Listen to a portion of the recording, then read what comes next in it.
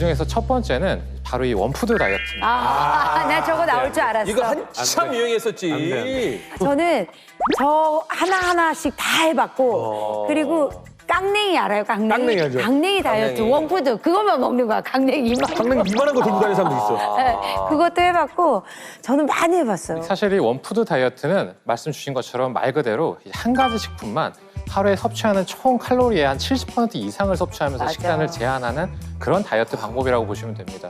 단기간의 체중 감량 효과는 보실 수가 있지만 맞아. 결과적으로는 칼로리라던가 영양 부족을 야기할 수밖에 없고요. 그리고 원래 식단으로 만약에 돌아가시게 되면은 금방. 요요 현상이 생겨가지고 체중이 다시 증가되게 됩니다. 맞습니다. 저렇게 해서도 안 될 뿐더러, 뭐 예를 들어서 선생님 말씀처럼 2, 3일 했다 쳐요. 진짜 몸이 싹 줄어요. 그럼 뭐해? 한 끼를 다 원래 식사대 돌아가면 바로 싹 다 올라와요. 맞아, 그거 희한하네. 두 번째는 저탄고지 식단입니다.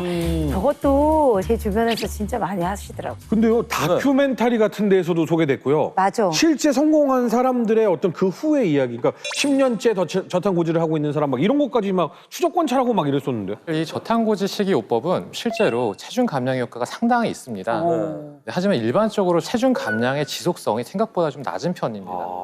보통 하루에 한 5%대 10% 이내로 탄수화물 섭취량을 제한을 하게 되는데 이 식단을 유지하시는 분들의 비율이 장기적으로 추적 관찰했을 때는 굉장히 낮은 편이고요. 게다가 이 저탄수화물 식단을 유지를 하신다고 하더라도 그 칼로리를 저희가 결국 대체하는 것들은 고기라던가 버터 아니면 이런 것 같은 고지방 식품들을 과다하게 섭취를 하셔서 칼로리를 저희가 대체하게 되는데 그러면 결국은 저희가 섭취해야 되는 비타민이라든가 미네랄 같은 것들, 식물성 화학 물질 같은 것들의 섭취가 전반적으로 적어지기 때문에 장내 미생물들의 영향을 미치기도 하고요.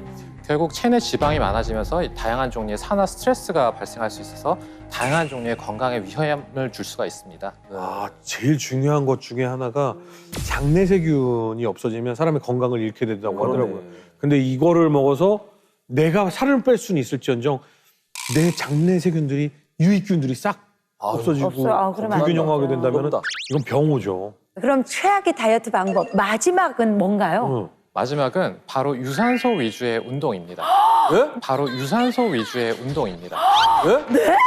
뭐? 아니 선생님 저는 정말 인정할 수 없는 게 제가 한 32kg 뺐잖아요. 출산하고 저는 러닝머신 뒤에서 계속 걸었거든요.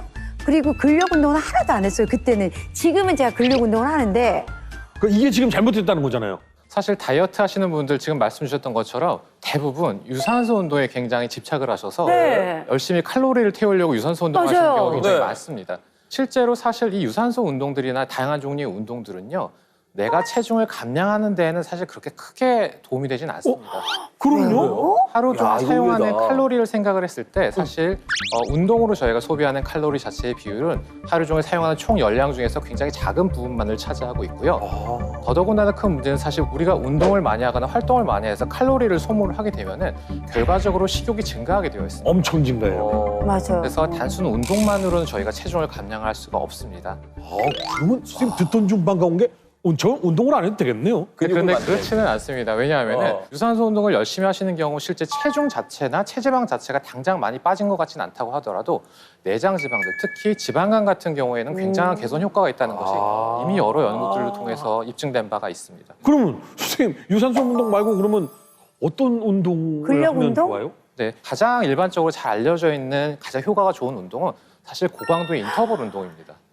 그거 막 줄 흔들고 막 이거 막 엎어졌다 일어났다 하고 막 그런 사람들이 하는 거 제가 아니에요? 지금 하는 게 저거잖아요. 고강도 인터벌 운동.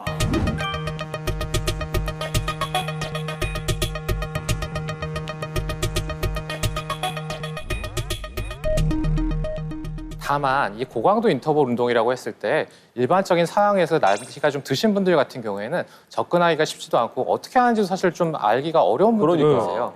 근데 그런 분들이 사실 제 외래를 찾아오셨을 때 제가 보통 일반적으로 많이 권해드리는 운동은 계단 오르기입니다. 계단 오르기요? 사실 계단 오르기 좋다고 알고 계시면서도 무릎에 대한 관절에 대한 걱정 때문에 잘 못하시는 분들이 많은데요. 걸어 올라가시는 이 계단 오르기 운동을 하루에 한 15분에서 30분 정도 쉬지 않고 계속 하시는 것들을 권해드리고 내려오실 때는 엘리베이터를 이용하신다거나 옆에 난간을 잡고서 휴식을 취한다는 개념으로 내려오시면 좋을 것 같습니다.